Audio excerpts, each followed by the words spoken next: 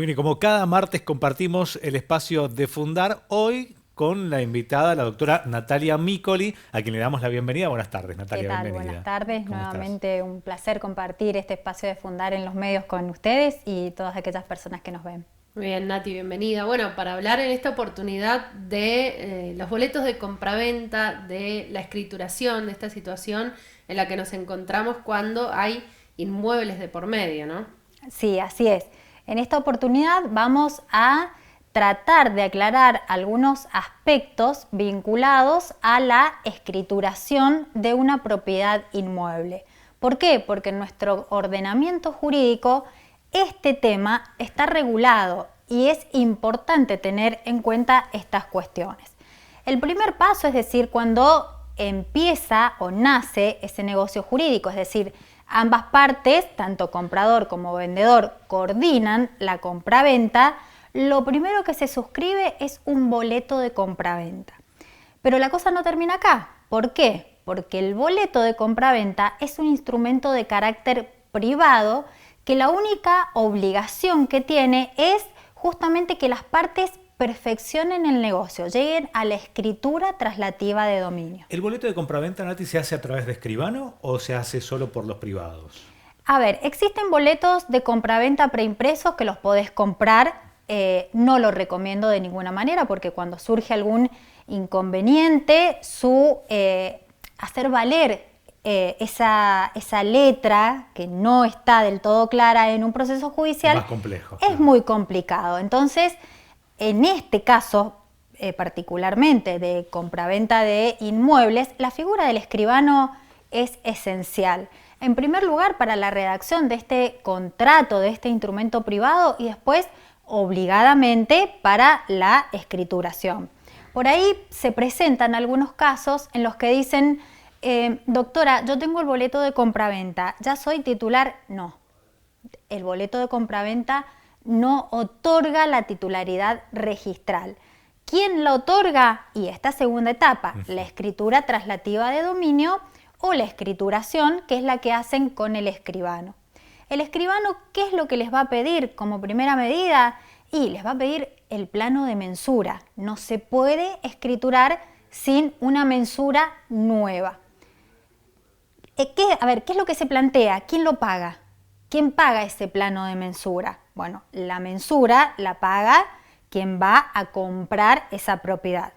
Después hay una serie de impuestos, tanto provinciales como nacionales, que están divididos en porcentajes. Entonces, lo que por ahí la gente cae en el error de que quien va a comprar tiene que pagar la totalidad de los impuestos. No, no es así. Los impuestos que liquidan los escribanos a través de los distintos sistemas que nosotros tenemos son compartidos. Ese dato es muy importante, ¿no? Obviamente, porque se cae en esa falsa creencia de que quien compra tiene que pagar la totalidad. No, no es así. La totalidad no existe, salvo para la mensura. En ese caso, los impuestos paga un 75% quien compra y un 25% quien vende. ¿Hay cualquier impuesto o hay algunos específicos para cada parte? Todos los impuestos específicos que liquida el escribano al momento de redactar la escritura. Bien. Estos datos son muy importantes tenerlos en cuenta. Parece un proceso simple, pero pueden haber algunas complicaciones en el medio, ¿no? Y por ahí por eso es muy importante prestarle atención a cómo se realizan estos trámites para evitar problemas futuros, ¿no? Imagino que se habrán encontrado con situaciones o compraventas de hace muchos años que no se terminó el trámite, después quizás para hacer también la escritura nueva significa un problema porque quizás la persona que compró no está viva, muchas cosas de estas, ¿no? Ese es el gran problema con el que siempre nos encontramos, que cuando quieren hacer la escritura, los titulares registrales están fallecidos. Entonces, ¿qué hacen los hijos? ¿Pueden vender? ¿No pueden vender? Otro de los problemas que se plantean es que una de las personas, y ahí está la importancia de consultar con el escribano, esté inhibido. A ver, ¿cuándo podemos caer en una inhibición? Supongamos que tengo deuda de patentes. Hace 10 años no pago las patentes de mi auto. Entonces, ¿qué hace el ente recaudador? Y me inhibe, yo no voy a poder disponer de esos bienes. Si yo quisiera vender esa propiedad, ¿qué es lo que debería hacer? Y primero pagar la deuda que tengo con el organismo recaudador y después levantar la inhibición. El otro supuesto que me mencionabas recién, y es el más común, es el que se presenta la mayoría de las veces, es decir, a ver, los titulares son los padres, están fallecidos y la propiedad queda en la nada, o sea, queda en desuso, no quieren acceder a un alquiler y los hijos deciden venderla. ¿Se puede vender? Sí, pero hay que tener en cuenta que previo a la venta debe hacerse el proceso sucesorio y ser declarados herederos. Es decir, que quienes van a vender en nombre de representación de esas personas fallecidas son los propios hijos quienes fueran declarados herederos. Hay un trámite que por ahí se presta mucho a confusión y es muy importante porque abarata costos, que es el tracto abreviado. Es decir, nosotros tenemos en un proceso sucesorio la declaratoria de herederos y denunciamos ese inmueble al juez, le decimos que está en venta. El juez, ¿qué va a hacer? Con el escribano habilitado va a proceder a la firma de la escritura.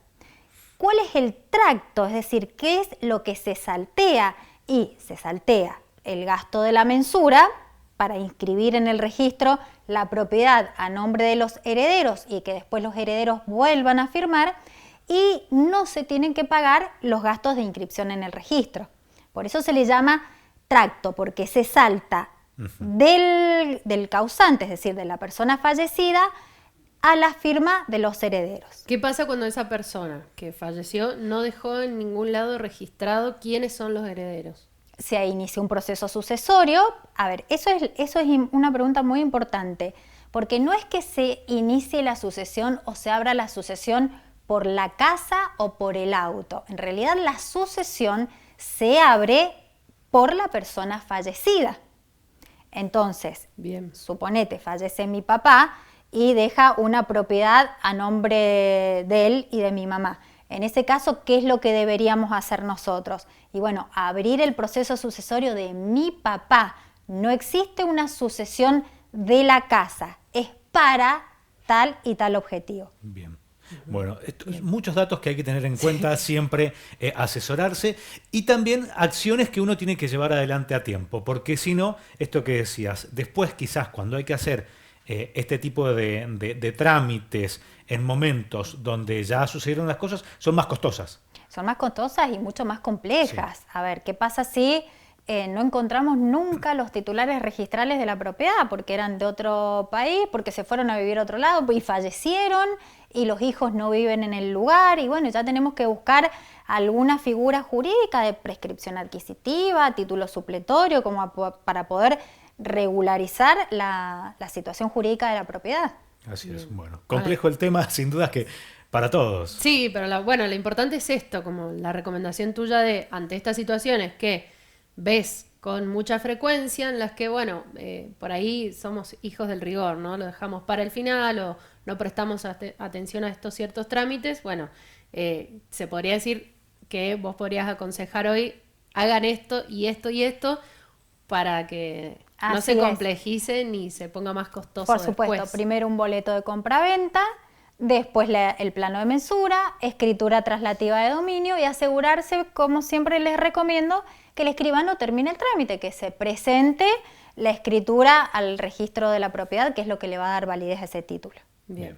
Nati, muchísimas gracias por venir. Como de siempre. Nada, un placer. Bueno, la doctora Natalia Mícoli acompañándonos en este espacio de Fundar. Nosotros compartimos la última pausa y ya venimos con los datos finales.